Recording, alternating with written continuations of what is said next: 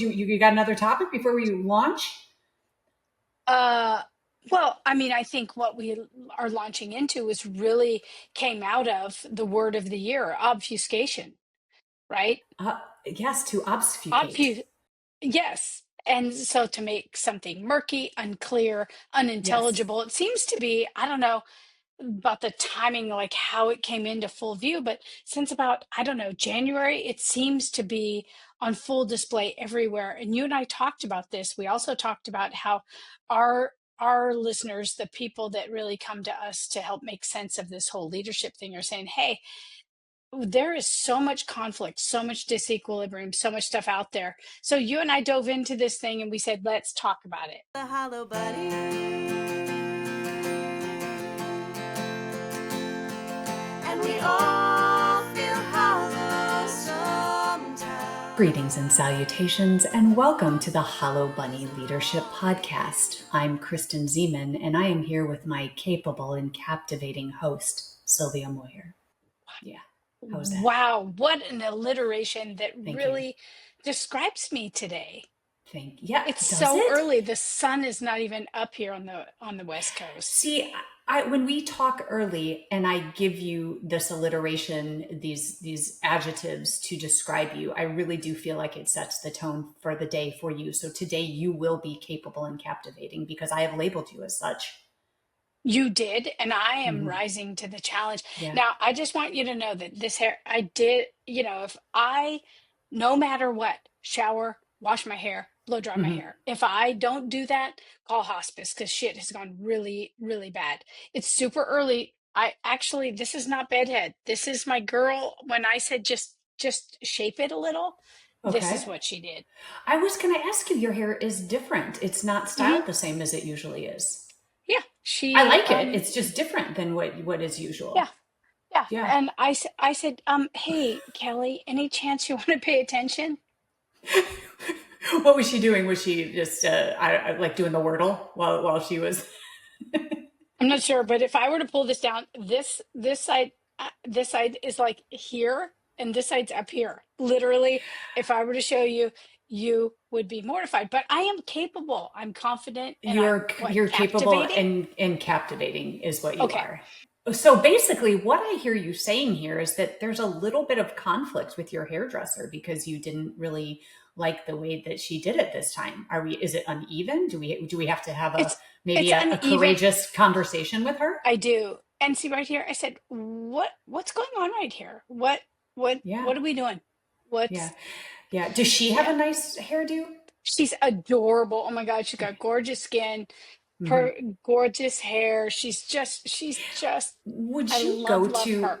would you, so this is funny. This is not our topic, but would Here we you go. go to, I follow, she was actually one of my guests, podcast guests on the Disruptors Creed, but her name is Erica and she goes by Level Up Erica on Instagram.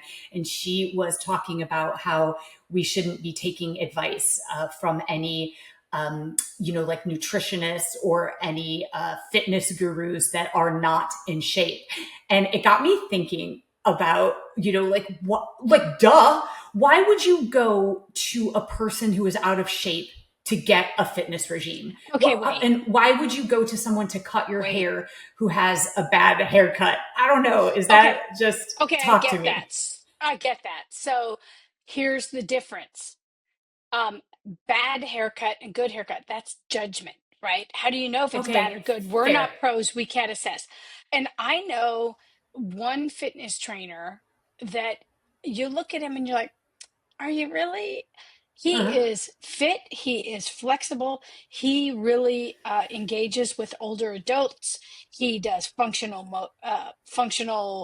Mobility. mobility. Yeah, Hmm. but to look at somebody, you don't know if they're in shape. And point on this, Kristen, is several times. I ran how many eight marathons. I was running New York or Chicago marathon, and I was in tip top shape Yeah. and I'm running, and I saw this person in front of me that I was Yeah. a little judgy, Uh-huh. that didn't look like a runner.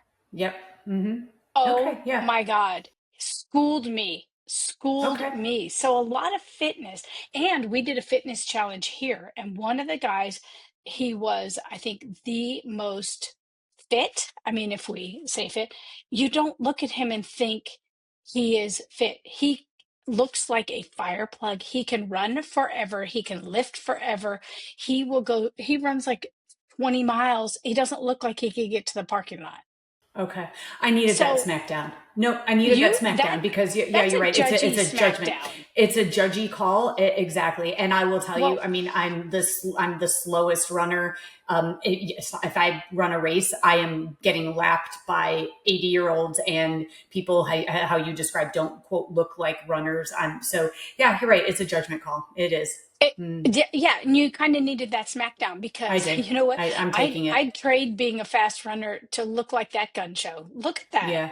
Oh no. Look at your Oh arms. no, no. I Oh mean, no. I'm as slow as like turtle through peanut butter. That's how slow I run. It's pathetic. oh God, good thing I like totals. I like Totos. I I like like Totos. totals. I love peanut So you butter. know what? Okay, What? Wait, listen.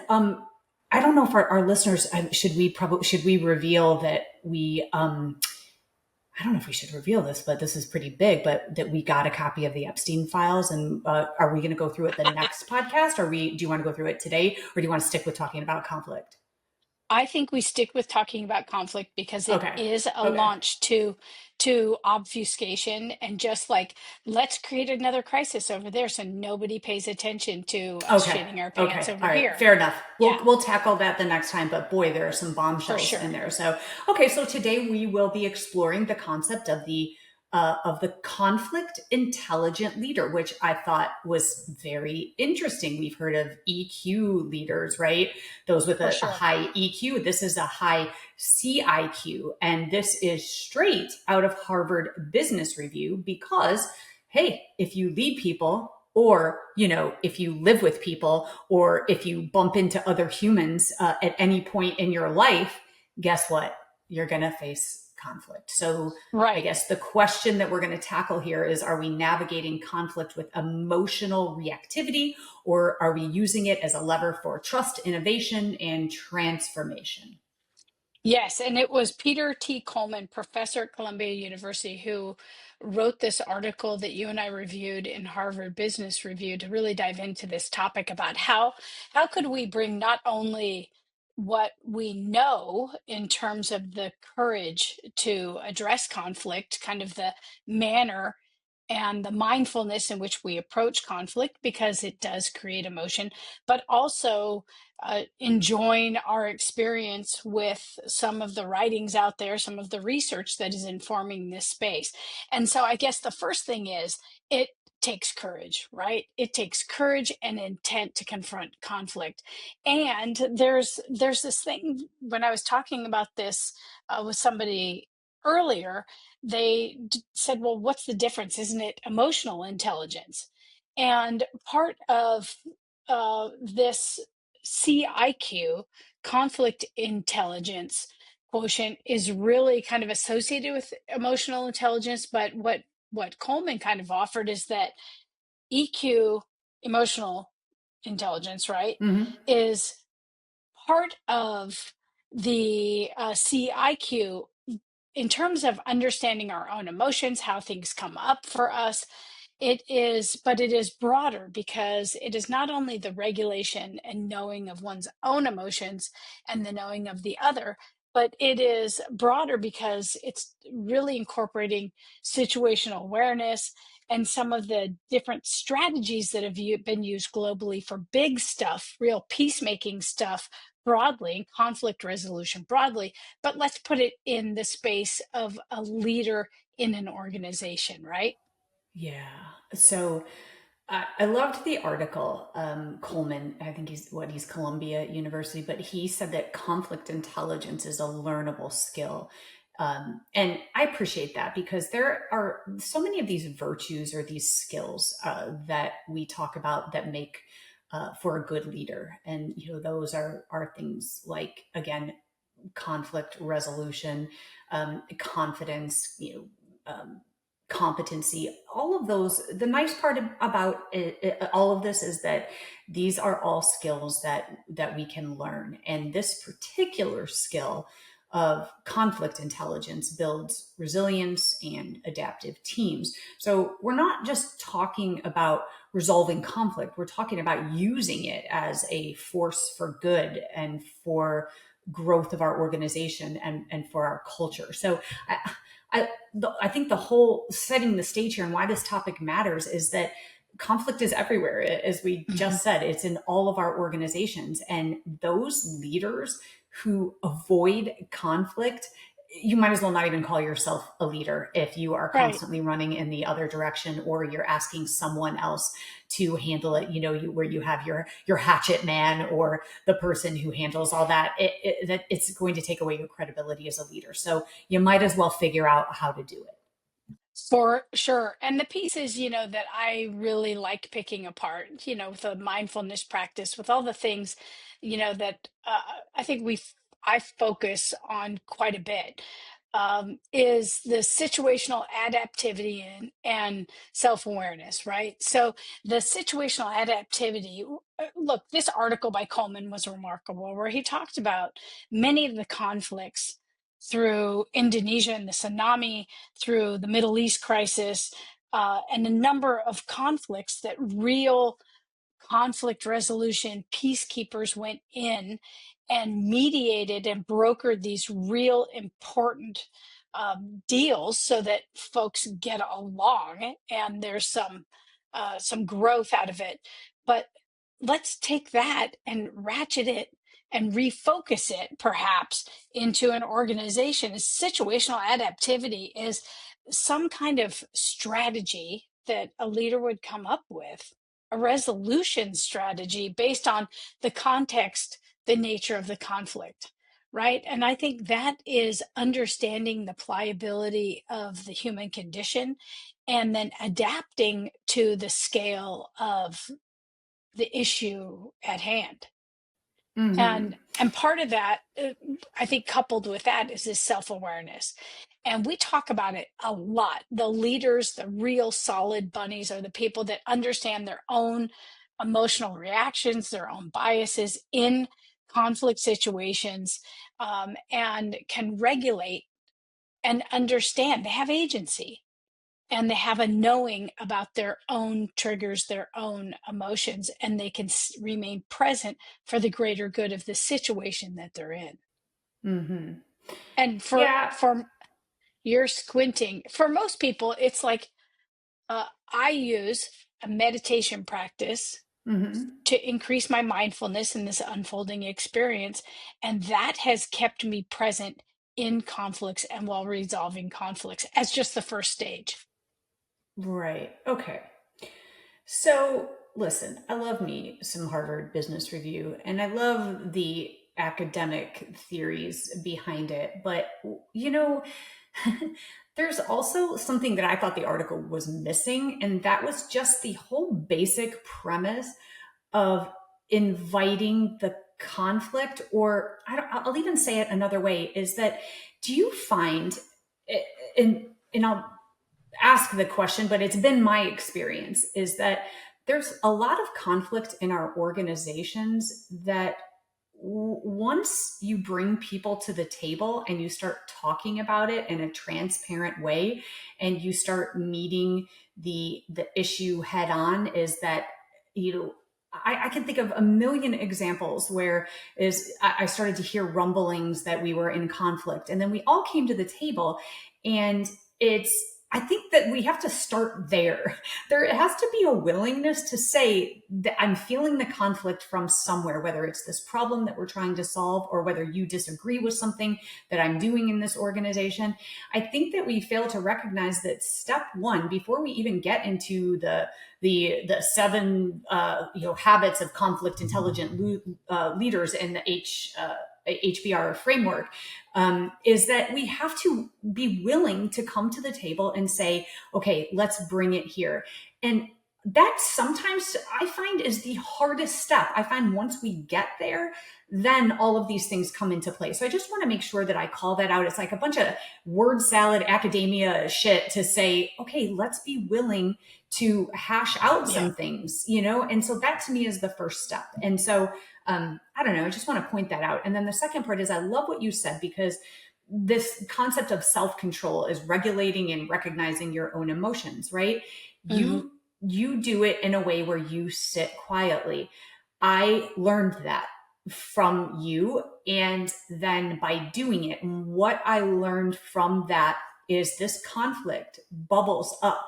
Every time I try to avoid conflict and I sit quietly, it bubbles up. There it is. It's whether it's having a hard conversation with someone I care about, or whether having a business conversation that I'm just, oh, don't want to do it because it's going to be uncomfortable. It all bubbles up for me. And that's how I know that I have to do it. It's like that whole idea of where discomfort lies is the thing that you really need to lean into. And so I like what you said about that, because that frames it for you. For me, it gives me the consciousness of this is gnawing at me, and when I'm quiet and I hear about it. So, maybe that's just a good place to start, is for all of us to go, hey, okay, what are the things in our lives that are causing us conflict right now? Is it a personal relationship, or is it a relationship in our organization? Now, maybe let's dive into the CIQ, and the idea of self-control. That's the mirror. If you cannot control your emotions as a leader, well, then you're probably not going to be effective in conflict resolution with anyone else. It's know thyself. Without a doubt. And I love, love, love that you put a finer point on that. Put a pin in that. It's recognizing the persistence of the thing, right? Mm-hmm. It's this you just described. If it is persistent, it is gnawing, then hit it. And really, that may just be the key to this, because we can pull all the different levers. With a really big conflict, you're going to have to adapt, but you're going to have to find different ways to develop strategies to kind of address it. You're going to have to use systemic thinking, right? Mm-hmm. But none of that matters until you actually recognize what's going on. And you just Yeah. gave everybody a really important piece, and that is whatever your method to identify what are the persistent and enduring kind of things that are troubling you, that you're thinking about, that's keeping you up, needs to be addressed. And without addressing it, it will not go away, so that you can focus your energies on what matters for advancing self and organization. Way to Yeah, and go, Kristen. well, For and I do. I sure. think that's it. I think that conflict intelligence, what they don't hit on in this article, is knowing when to lean in, and also knowing when to pivot. Not everything requires you to sit down and talk things out, and also how to For lead sure. without igniting a dumpster fire. And I guess that goes into the self control. So it's like, I think that's what it is for me, is like, does this have to be addressed? And there are some times when something does bubble up for me, but then I actually have a real honest conversation and I say, you know what? I'm not emotionally invested in this relationship to sit down and to hash this out. And so then I make Yeah. a conscious decision not to. So just something that wasn't in the article, but just kind of my editorial, is that not everything requires that, we get in the ring and we have conflict with someone. So maybe knowing the difference is also part of this emotional intelligence. For sure. And Kristen, I'm going to kind of Jake Zeman beat change here. Well, it's not really a beat change, but I want to kind of hammer down on something. We, in the past, this year, we've engaged, you and I have engaged in some kind of assessment of these assumptions that we make. Mm-hmm. That is a conflict. That is it an interpersonal conflict? Is it a conflict with self, with other? It's very, very interesting. And part of what Are you you're talking about what saying, just happened? Are you talking about what just happened with you and I in a text message that you sent? shut up. That was conflict. That was conflict It because was. you just talked about making an assumption, and that's exactly what happened. So, listeners, so Yeah. let's talk about it. So, you and I, we decided that we are going to, with our spouses, we are going to go to a Bears game. Go Bears! And we're going to fly to Chicago. Chicago, and we're going to meet there. And there's also some other friends who live in Chicago that we want to see. Well, we were talking about going to the Bears game. You're like, yep, we're going to go to the Bears game. And then, so we're going to fly in. And then the next text message you sent was, okay, well, I'm going to go have dinner with these people and then we'll meet up for the Bears game. And I read your text message and I thought, and I went What right into the? assumptions. I was like, wait, why did you just exclude us for dinner? And like, I'm sitting there and I'm reading it and I'm like, okay, we're going to go to the Bears game, but then we're not invited to dinner the night before the Bears game. So I sat there ruminating, making assumptions. And my first thought was, does that other couple not like us? Like, are we not invited? And then you, by Well, the help of your spouse, said, this was pointed out to me that of course you're invited to dinner. And I was like, wow, Sylvia, you failed at the EQ, but I did. kudos. Okay. Because, and then I read it and I was like, okay, cool. And you were just leaving space. I made an assumption which was not true. Right, because perhaps informed by your interactions with others, instead of your tribe, your front row, your on the bridge chick. Okay, because and my kind of thing was, ooh, okay, so you're flying from Florida, we're flying from California. We're going to meet. We're going to go to your hometown where all your people are, where Mm-hmm. everybody who follows you on social media sees your massive tribe, and you got family and you got people and you've got all these things, plus you might be going into um living there part-time, so you're going to be looking for Yes. space. I thought, We're, oh, yeah, we're looking for condos. I don't want Kristen and Chris to think they have to hang out with us every day. So I'm just, okay, we'll just go and we'll go to dinner and just give them a pass. So here was this like So well kind meaning, so thing. well intended. Yes. To give Yeah, us but space to go hang out with other people. And I was like, yeah, I went right to, well, I guess we're not invited to dinner. So, I okay. know. I didn't handle. I was like, oh, I don't want them to think they have to spend the whole weekend with us because they've got Yeah. 5 billion people they need to see. So oh, we'll just do this. And then when I read it again and I was questioning it, I'm like, Kristen knows she knows. And I got the, does she? I'm like, yes. And then I went, uh, yeah. Yeah. So, okay, there is an interpersonal conflict, right? It was something that, here's the difference. I know your intention. I know your heart. You know mine. You know my heart. So I quickly say, oh, that was kind of a dick move. I didn't mean that. And you're like, okay, Yeah. good. Because I was sucking my thumb in the Yes, corner. exactly. Okay, but And then now we got over listen it. to, what's so fascinating is that this was an interpersonal conflict, and it doesn't even rise to the level of a conflict. It was just I literally was like, oh, I guess we're It not was like invited to dinner. it Like was what? a, It, wait, what? Wait, Wait, what? Exactly. But what? think about though how many conflicts begin like that, where if because I intended on saying something, but you beat me to it when you said, "Wait, I was just advised that may not have sounded. Of course, you're invited." Okay, but look at these from this article and the habits of conflict intelligent leaders. Number one is to build trust before the conflict Yes. even begins. Yes. So think about Yes. that. We have a trust with each other where I can look at you and say, and that was going to be my response, but you beat me to it, was like, well, wait, are we not invited to dinner? Because we would like to go to dinner, because I trust you enough to be able to have conflict Word. with you. Yeah. Yes. So, Well, uh, you also trusted me to make sure you didn't have a chia seed in your tooth, which and you failed I at never that. Yeah. noticed. So now Yeah. I do Right. an entire body scan and cavity search to Yes. make sure you don't Yes. have anything that's going to pour out That's right. on our podcast. All right. So yeah, laying the groundwork and having that trust relationship, growing rapport is absolutely essential. Now, if you're a new leader, you have to build that rapport, and that Yeah. rapport is really important to build trust. And we've talked about this so much, that trust is essential in leadership. And this year, as kind of illuminated in the Gallup poll, hope has exceeded trust as an essential component characteristic of a leader. So you need hope and trust. And so that is really important. So it is, the article really brings out laying the groundwork, building rapport as the first two.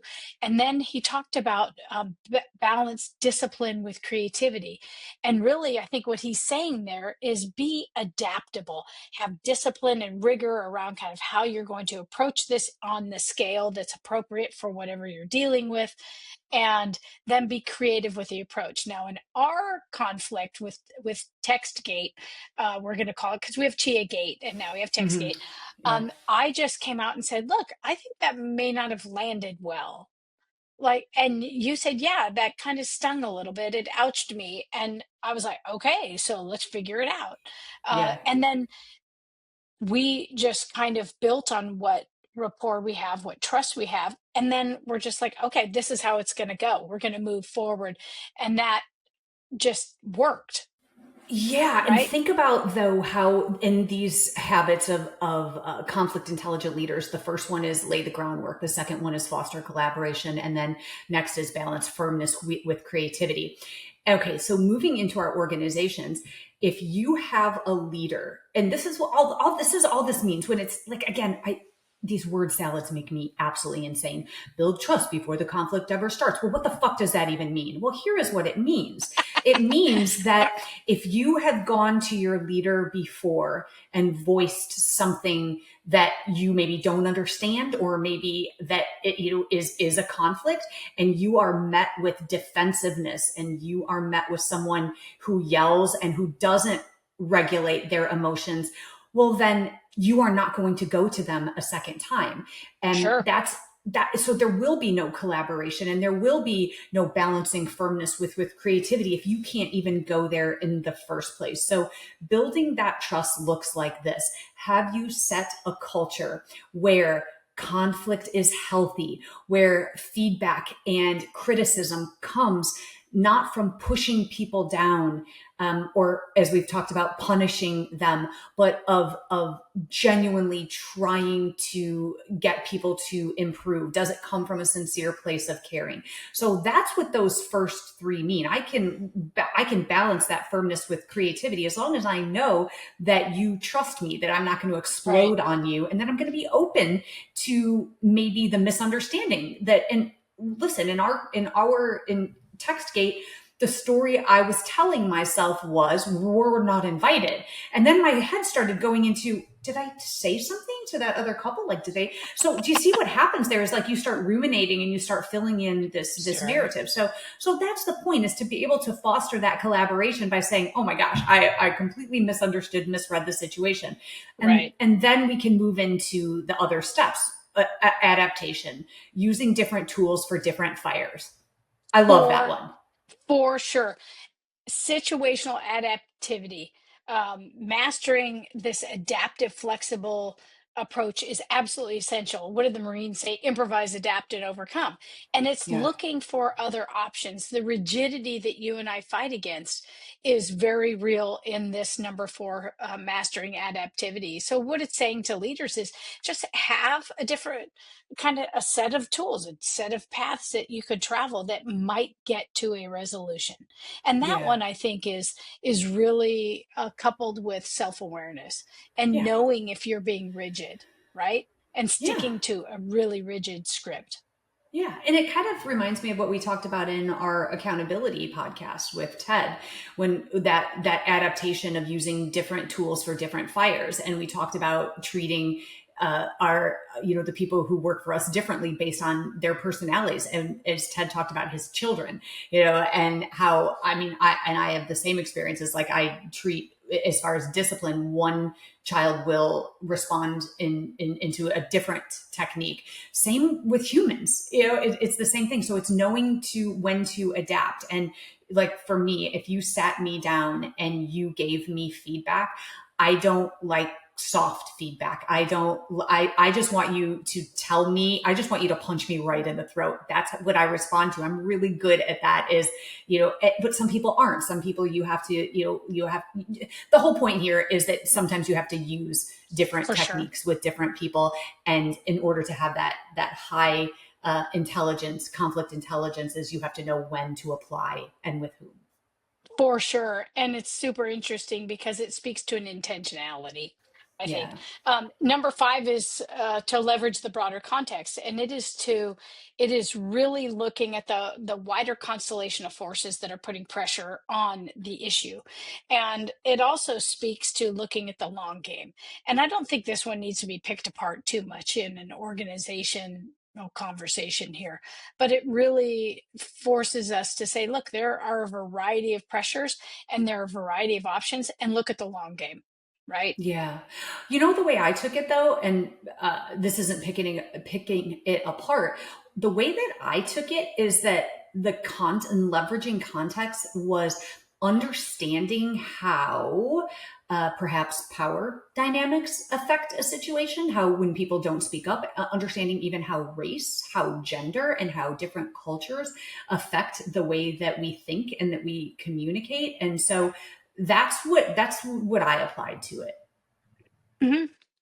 Yeah, there definitely has to be, with understanding the constellation of forces and pressures, to have some kind of cultural competence to understand some of the deep roots are that's important. Yeah. And that can be done in an organization as well. So Yeah. that examination has to take place.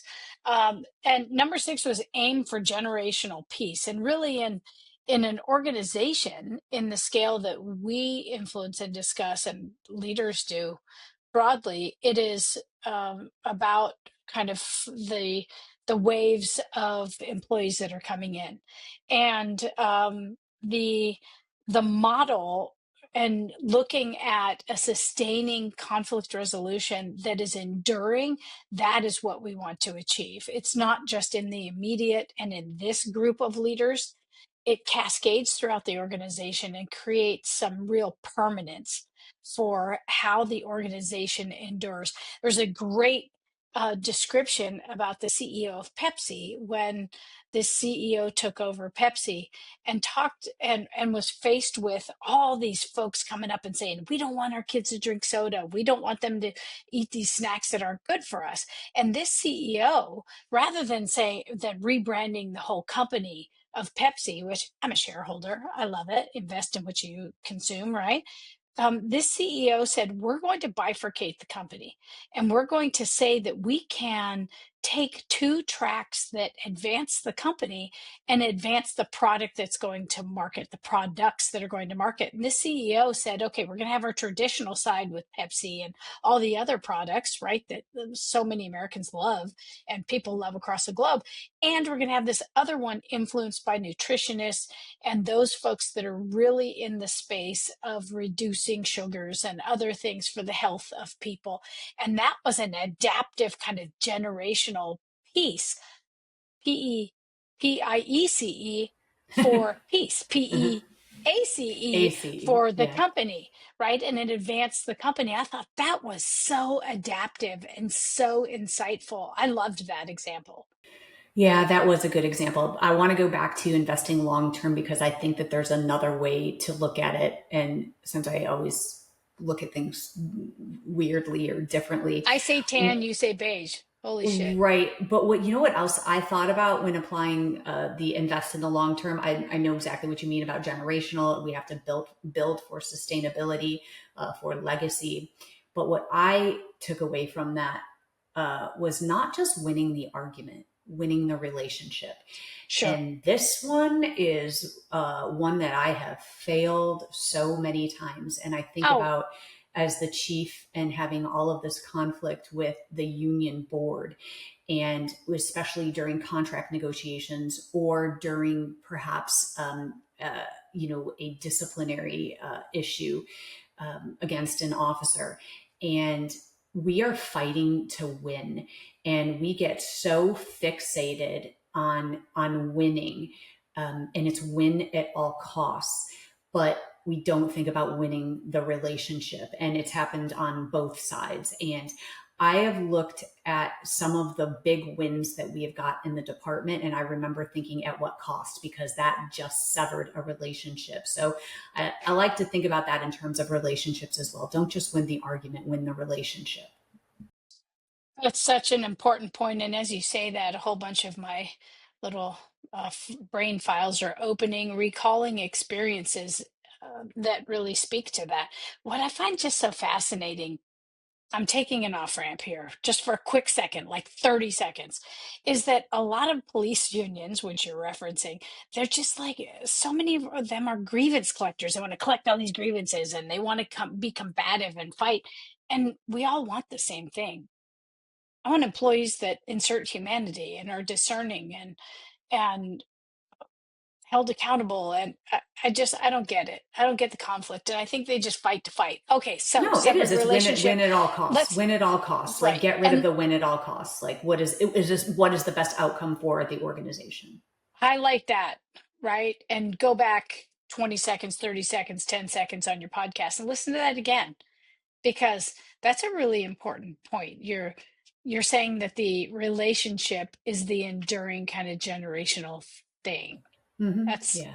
yeah, that's real. I'm going to chew on that for a bit. Yeah, it's more short Super. term. It's more short term than Yeah. long term, but I'm sticking by it. Yeah. And a part of this, many of the examples in this article, and like you and I know through our experience, don't let a good conflict go by. I mean, be Oh, opportunistic is number 7. Oh my God, be yes. predatory on a Big. conflict, something where you can bring people together to get to the central commonalities of the issue that will advance the relationship, advance the strategy, advance the tactics, influence a culture and the climate of the organization, really get it done. Be on the lookout for those opportunities and ready to pounce when they present themselves. Leaders are ready to dive in to do the work, right? Oh, I love that. I think of it as using conflict as a launch pad for innovation. It Yep. is so easy to walk around as a leader and say, tell me what's right. Tell me what's going great. That's great. That's wonderful. I mean, it's the low hanging fruit. But it's when you walk around and say, tell me what's wrong. Tell me what needs changing. Uh, Find the conflict, seek out the conflict. And that's part of my mantra, fight for feedback. You know, I appreciate what is right.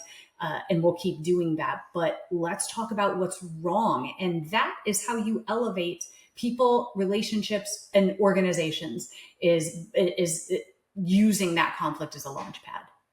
Sure. And how do we create organizations that empower employees to be really intelligent, have conflict intelligence? And part of that is the work that you've committed yourself to and kind of this disruptors creed. It's also kind of a coupling of that with kind of this passion focused work of mine about mindfulness.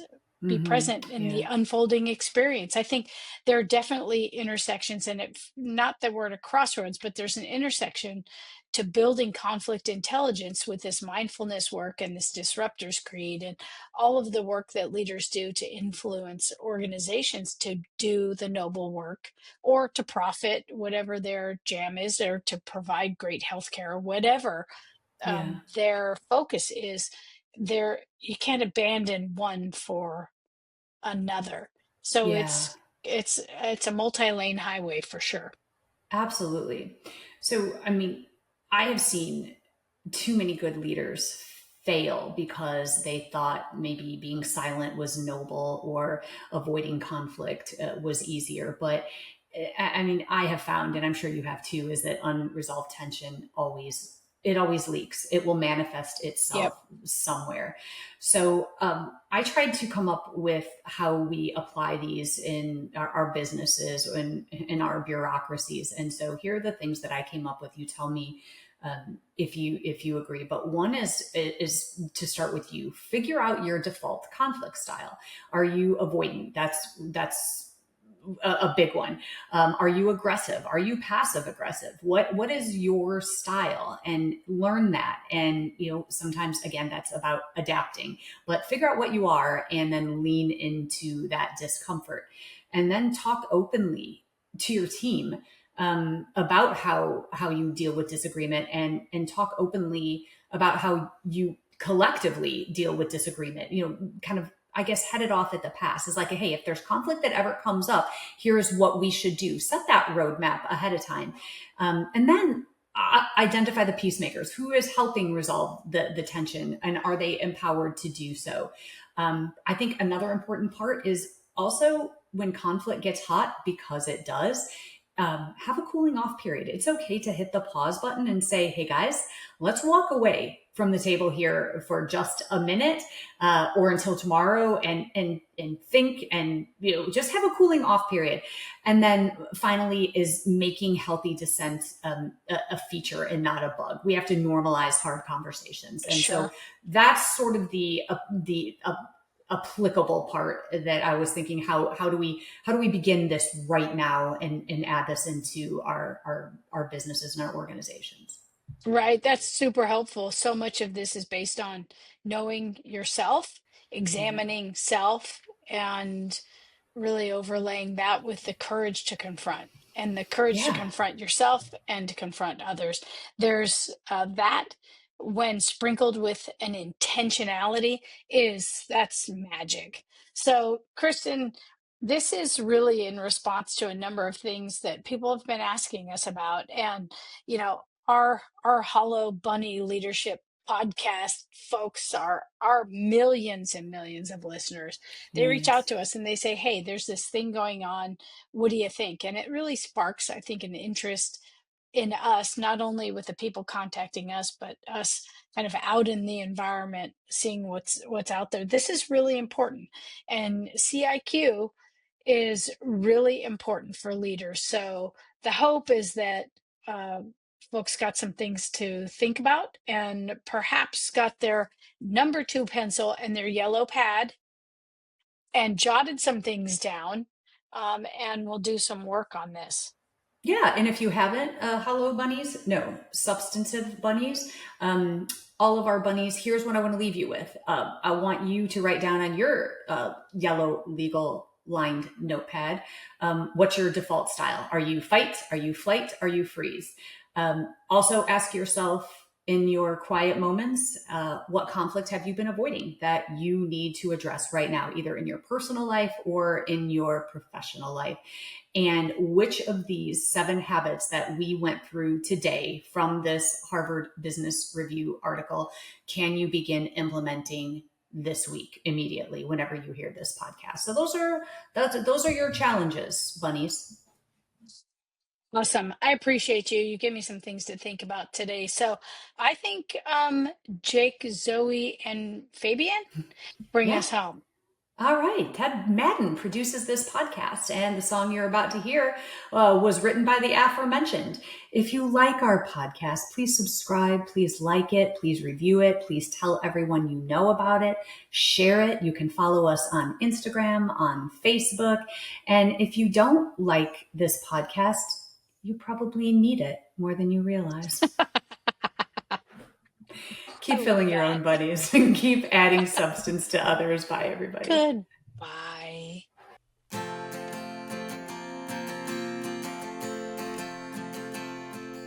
When you look inside, what do you find?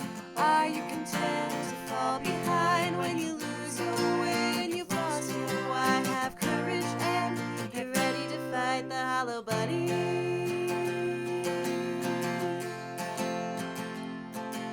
When the way ahead is covered in smoke and you're tired and you're scared and you're losing hope, you'll open your heart and your eyes to see a challenge and a question. Why not me? To fight the hollow bunny.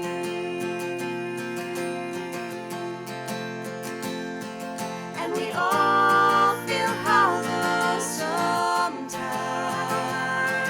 but the monsters are only in your mind. It's a tough pill to swallow, but if you're brave and kind, you'll be alright. If you fight the hollow bunny.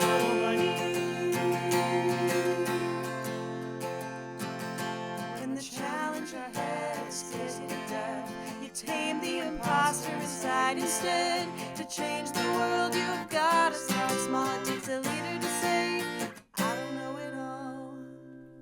And I know I'm gonna fall, but I'll pick it up and come back stronger, failing forward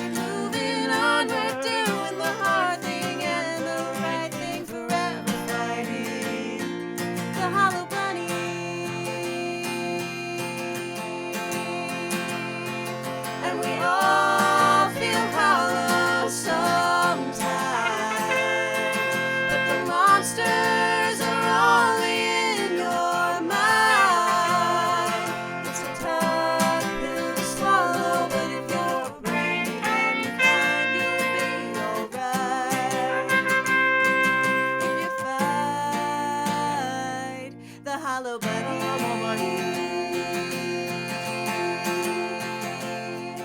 If you're tough on the outside but empty within, something's gonna crack, you've gotta start again. And we you're tough on the outside but empty within, something's gonna crack, you've gotta start again. The monsters